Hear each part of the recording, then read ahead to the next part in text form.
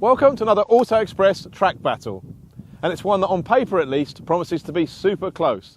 Both these cars have 316 brake horsepower and 450 newton meters of torque. So which one's going to come out on top on track? I don't know, and there's only one way to find out.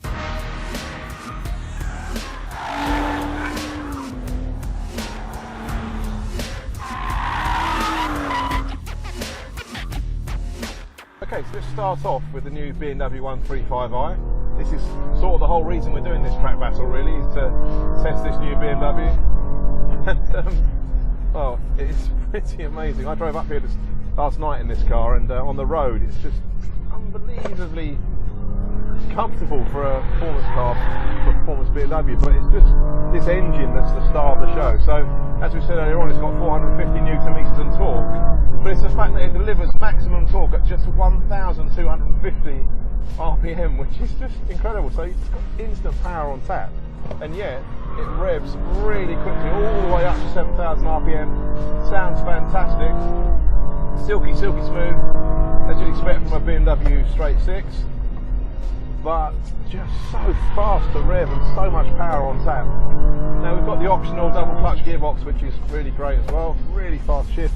Really suits the car actually. You imagine that enthusiast car, you'd want to go for the manual. I'm not actually sure now. I haven't driven this with the double clutch gearbox. It's pretty cool. Now, I'm going to come and start a lap, but first of all, the car's rear-wheel drive, so it does mean there's that much power on tap. You can get quite silly with the car if you want to. So a little bit of silliness, but we'll try and do a nice smooth lap now. So come around and start the lap. A little bit of a slide as we come out the last corner. So the 8 speeds on this gearbox, so it's very short gearing, so you don't really need to use second gear, so just in third through here. And again, because that torque's stuck there on offer straight away, you don't really need to use the lower gears. Hard on the power, lovely crisp noise on the upshift, 7,000 RPM on the shift, fifth gear, 110 miles an hour, braking hard down to this really tight chicane. Again, I'm going to stay in third, not use second. Into the throttle. Hasn't got a particularly clever diff, so but it doesn't spin up the unloaded wheel. It's pretty good mechanical traction wise. Third gear into here, onto the power. Now I'm driving it quite smoothly, so I'm not making the car slide around. As I said, you can make it slide around if you want to. Balance the throttle, long corner. Now there's a little bit of roll in the car, so basically the car leans over, but it takes a sec and stays like that, doesn't get too unstable. But with high-speed S's, it's really good on the way in. A little bit of understeer on the exit, but it's very controlled, given that we're doing nearly 100 miles an hour through there. Down to third gear, down to second. And again, to be honest, I didn't really need to use second there. Third would have been fine. Cross the line. Down this corner. Just really good car.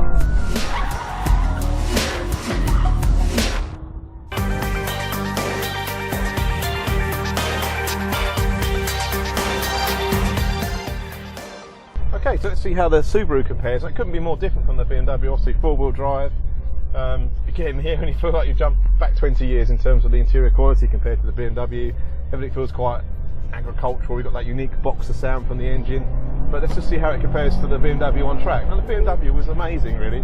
It's not at its best as a 10/10 track car. It's a really well sorted, fast road car, and it's excellent on track. Now, so the question is the Subaru just that little bit harder edge, and is that going to give it a faster lap time and help it on track? So we'll do a lap, and we'll come around and start the first flying lap.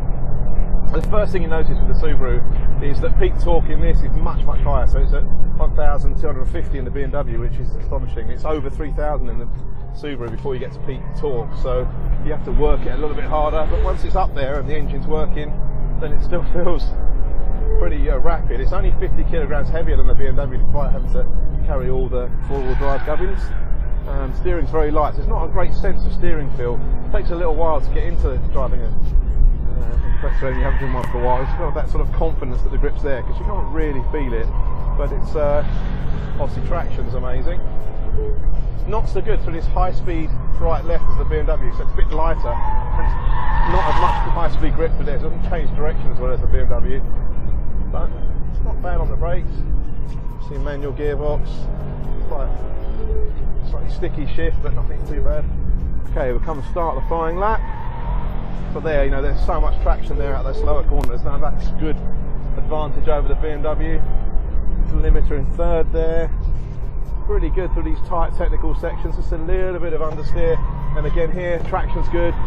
BMW obviously having to work a little bit there to at the steering because you haven't got quite enough traction you've got in the four-wheel drive Subaru. So the braking air for the getting around about 110 on the speedo, so that's quite similar to the BMW.